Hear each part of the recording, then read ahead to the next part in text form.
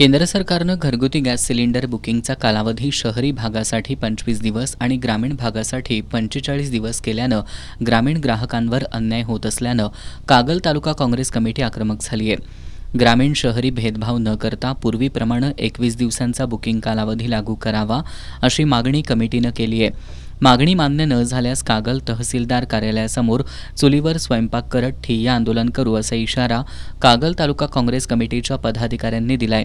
कागलमधील गैबी चौकात शासनाच्या विरोधात निदर्शनं करत तहसील कार्यालयावर मोर्चा काढण्यात आला। यावेळी शासनाच्या विरोधात घोषणाबाजी करण्यात आली।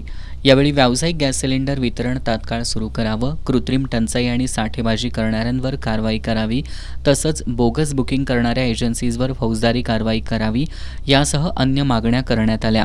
तालुका अध्यक्ष ॲडव्होकेट दयानंद पाटील नंद्याळकर, इगल प्रभावळकर, दीपाली आवळे यांनी तहसीलदार अमरदीप वाकडे यांना मागण्यांचं निवेदन सादर केलं।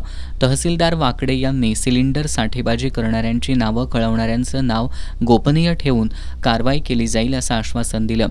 यावेळी कागल तालुका काँग्रेस कमिटीचे राहुल घराळ, राजेंद्र शिंदे, गणेश पाटील, अमर चौगुले, मधुकर पाटील, बाबूराव पाटील, रणजित पाटील, प्रथमेश भोपळे, रमेश माने, शकील मुजावर, सावंता कांबळे, संतोष पाटील, सिद्धार्थ कांबळे यांच्यासह काँग्रेसचे कार्यकर्ते उपस्थित होते।